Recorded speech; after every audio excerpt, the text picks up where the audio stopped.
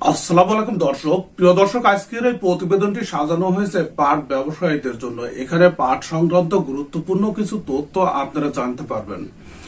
প্রিয় দর্শক, আপনারা যারা পাট স্টক করে রেখেছেন তারা কিন্তু গভীর চিন্তায় আছেন যে পাটের বাজার দর বৃদ্ধি পাবে কিনা। তবে এই বৃদ্ধি পাবে কিনা সেই সংক্রান্ত গুরুত্বপূর্ণ ইনফরমেশন দিয়ে আর সব সময় কিন্তু আমরা আপনাদের পাশে থাকি। প্রিয় দর্শক, আজকেও সেরকম গুরুত্বপূর্ণ কিছু ইনফরমেশন আছে। অবশ্যই চ্যানেলটি সাবস্ক্রাইব করে রাখবেন এবং ফেসবুক প্রোফাইল থেকে যদি দেখেন তাহলে অবশ্যই প্রোফাইলটি ফলো দিয়ে রাখবেন। তাহলে এই গুরুত্বপূর্ণ তথ্যগুলো নিয়মিত আপনি জানতে পারবেন, যেটা আপনার ব্যবসার পক্ষে অনেকটাই সহায়ক হবে। প্রিয় দর্শক, এই যে পাটের দাম, পাট রপ্তানি, পাটের দাম বৃদ্ধি পাবে কিনা এই সংক্রান্ত বিভিন্ন চিন্তায় কিন্তু আপনারা সব সময় চিন্তিত।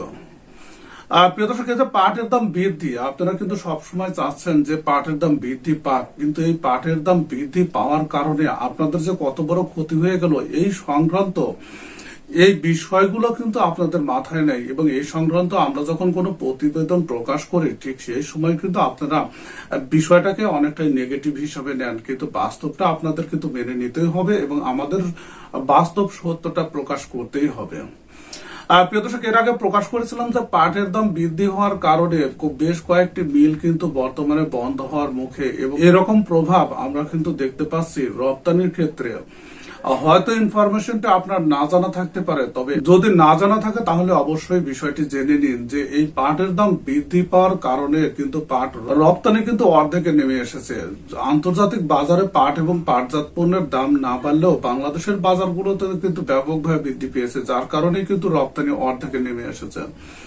প্রিয় দর্শক, এখন কি পরিমাণ রপ্তানি হয়েছিল জুন পর্যন্ত এবং জুন থেকে সেপ্টেম্বর এই কয় মাসে এই যে নতুন পাট যেটি আসছে সেই পাটগুলো কি পরিমাণ রপ্তানি হয়েছে এবং কেন কম হয়েছে, গত বছর কি পরিমাণ রপ্তানি হয়েছিল, এই সংক্রান্ত গুরুত্বপূর্ণ তথ্য দিয়ে কিন্তু আজকে সাজানো হয়েছে প্রতিবেদনটি।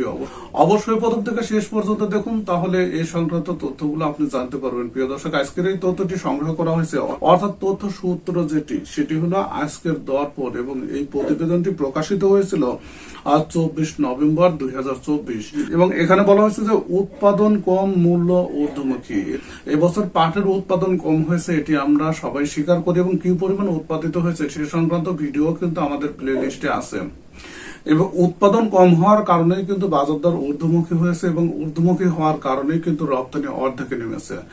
এখানে সেই কথাটি কিন্তু বলা হচ্ছে যে উৎপাদন কম, মূল্য ঊর্ধ্বমুখী, পাট রপ্তানি অর্ধেকে নেমেছে। প্রিয় দর্শক, আপনি ইচ্ছা করলে কিন্তু আজকের দর্পণ থেকে নিউজটি বিস্তারিত দেখতে পারেন। আমরা ভিডিওতে সংক্ষিপ্ত মূল বিষয়গুলো শুধু তুলে ধরি।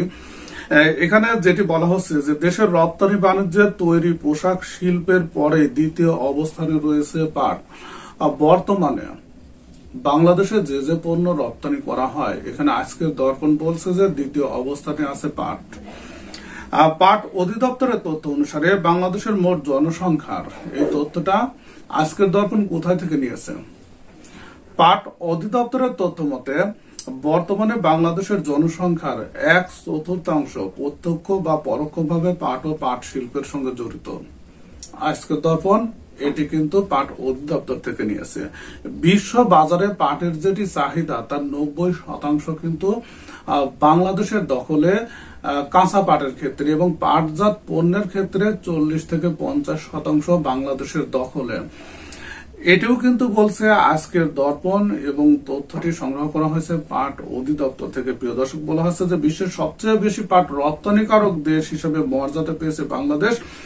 পাট খাতে বৈদেশিক রপ্তানি আয়ের 72% বর্তমানে বাংলাদেশের দখলে। এটা কিন্তু নিউজটি আপনাদের আগে জানানো হয়েছিল এবং বলা হচ্ছে যে উৎপাদনের শীর্ষে ভারত, কিন্তু বাংলাদেশ রপ্তানিতে শীর্ষে আছে। এর বড় কারণ হলো পাটের কোয়ালিটি ভালো এবং বলা হচ্ছে যে এই জুন মাস পর্যন্ত 13টি দেশে মোট 13,44,835 বেল পাট রপ্তানি করেছে। গত জুন মাসে 13টি দেশে পাট রপ্তানি হয়েছে, অর্থাৎ আমরা এর আগে বলেছিলাম যে 135টি দেশে রপ্তানি হয় এবং সেগুলো আস্তে আস্তে আমরা প্রকাশ করব। তবে এই বছর যেটি রপ্তানি হয়েছে 13টা দেশে এবং মোট রপ্তানি যেটি হয়েছে, কি পরিমাণ রপ্তানি হয়েছে, 13,44,835 বেল। এর মধ্যে ভারতে কি পরিমাণ রপ্তানি হয়েছে, পাকিস্তানে কি পরিমাণ, এটি কিন্তু আপনাদের জানানো হয়েছে এবং বাদ বাকি যে রাষ্ট্রগুলো আছে সেগুলো পর্যায়ক্রমে ভিডিওর মাধ্যমে আপনাদের জানানো হবে। ভিডিওটি লং হয়ে যাবে, যার কারণে সবগুলো নাম কিন্তু একসাথে পড়া সম্ভব হয় না। এতে কিন্তু ভিডিওটি দেখতে আপনাদের বিরক্ত লাগবে। প্রিয় দর্শক, আরো যেটি গুরুত্বপূর্ণ যেটি তথ্য সেটি হলো এই যে জুনের পরের থেকে জুন, জুলাই, আগস্ট, সেপ্টেম্বর, এই যে 4টা মাস আপনাদের কিন্তু এই সংক্রান্ত তথ্যটা কিন্তু জানার দরকার এবং অনেকেরই আগ্রহ থাকে।